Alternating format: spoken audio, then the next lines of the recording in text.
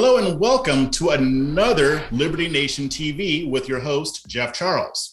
Yes, we are facing congressional elections this upcoming November, but that does not keep us from wondering what's going to happen in 2024, especially as far as the Democrats are concerned. I have with me Liberty Nation's political columnist, Joe Schaefer, to discuss this issue. And it's going to be, it'll be pretty interesting. You wrote an article about this on libertynation.com. So welcome to the program, Joe. Hello, Jeff. It's been a while. Good to see you again.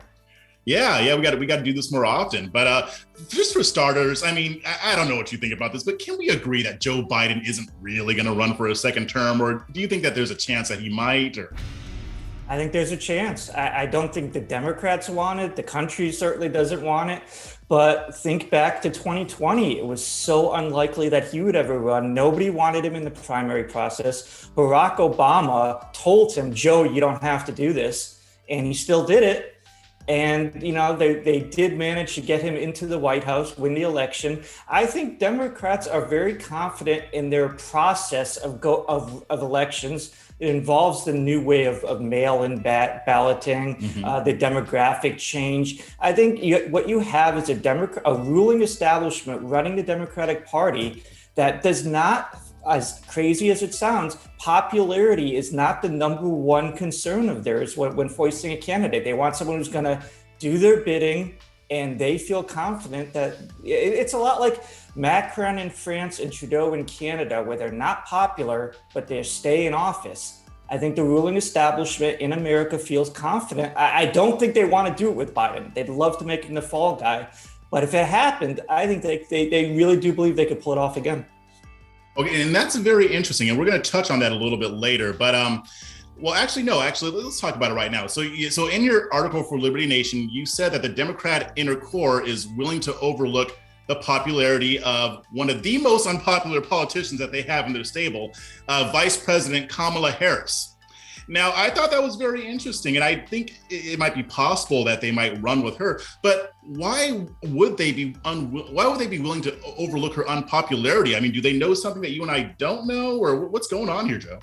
She's in the club. They've been pushing her for a long time. Years before 2020, they were floating her name for the presidency, always coming up. Barack Obama, again, was calling her out. She's the star. She's the one to watch.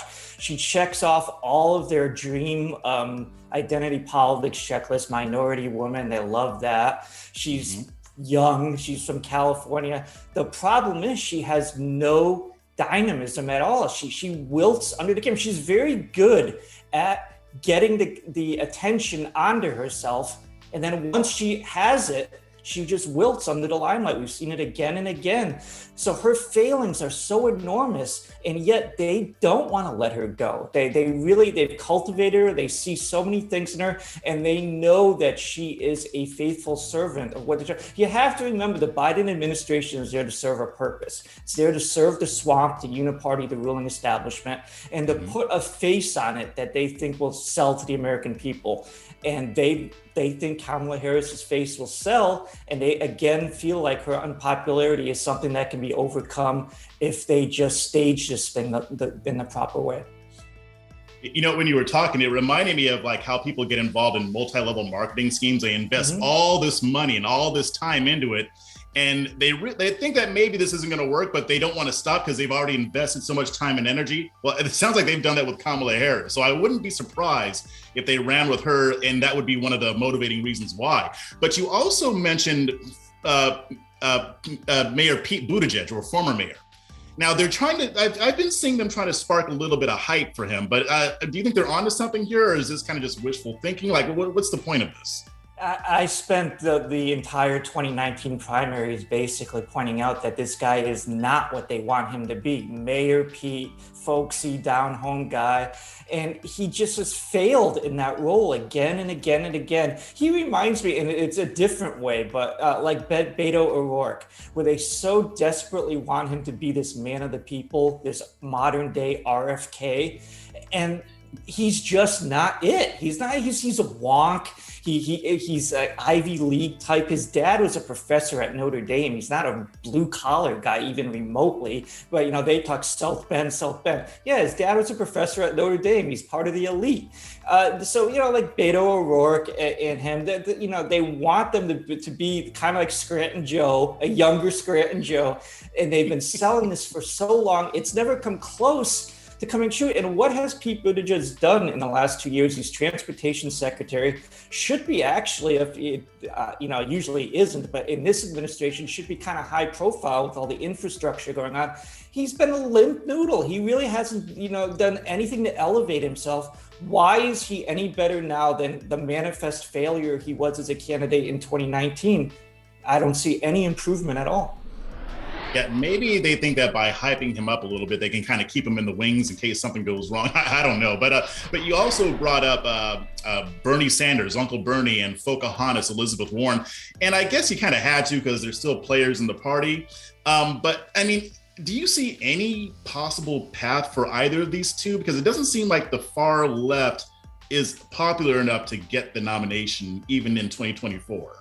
Well, it's not just that. It's also the age factor. They've been around for so long now. Bernie Sanders is going to be, I believe, 83 years old if he runs again in 2024. I think that's right.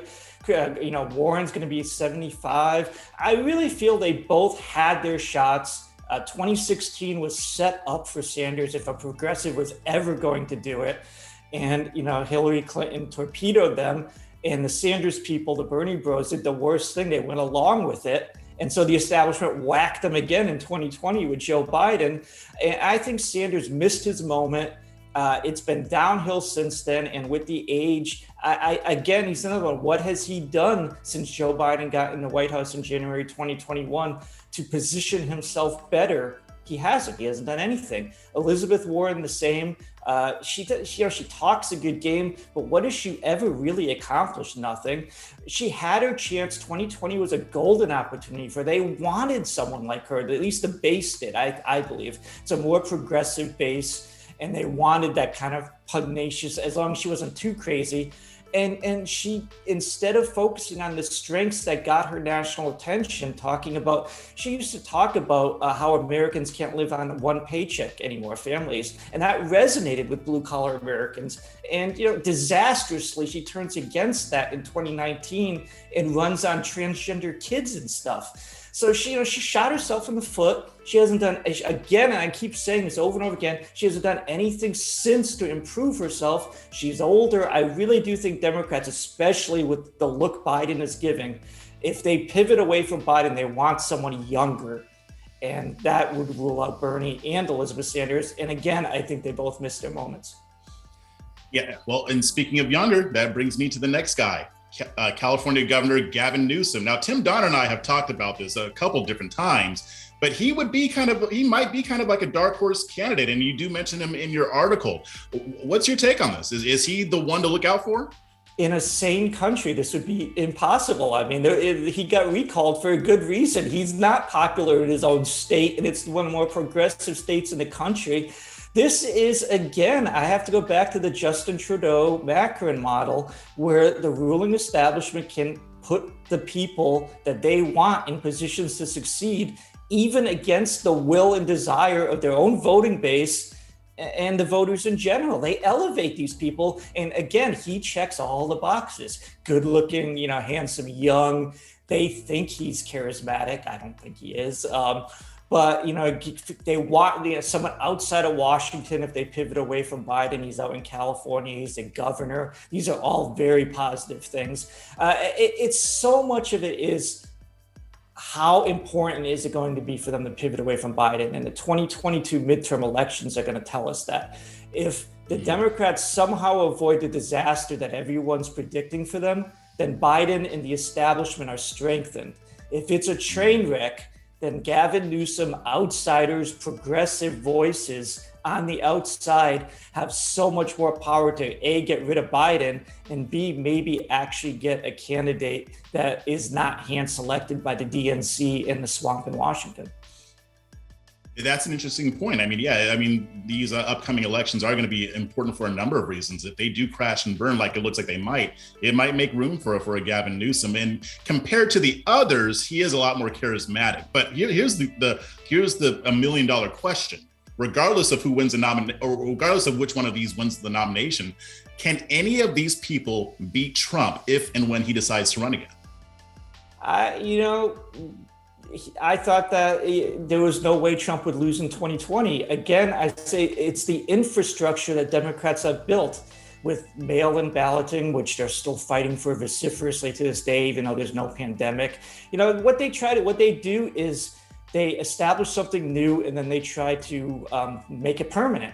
And the way that they've changed voting in this country is to their advantage. Demographic change is always working to their advantage. And so I go back to this idea where the popularity of their candidate is not the number one recipe in their formula. It's these other things. It's how you get the vote out, the actual infrastructure of voting, changing the demographic change of this country. Georgia is changing so fast into a blue state. Stacey Abrams has an excellent chance of winning, and people don't realize that. It's just the demographic change is so overwhelming in Georgia.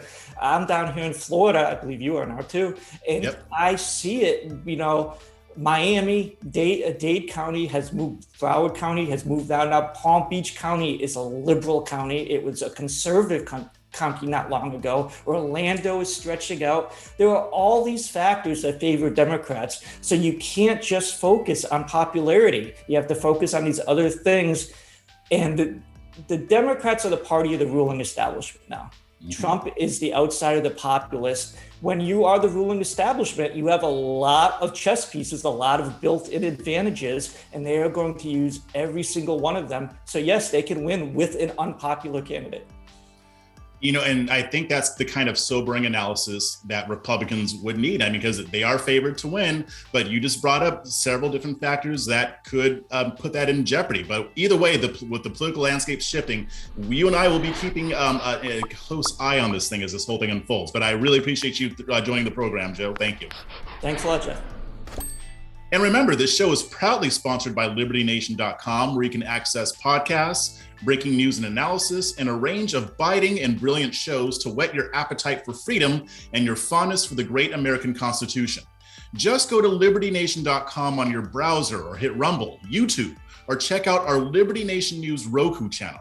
I'm Jeff Charles. Thank you very much for watching. This program is a production of LibertyNation.com, where truth is making a comeback. We're doing it for real, really real.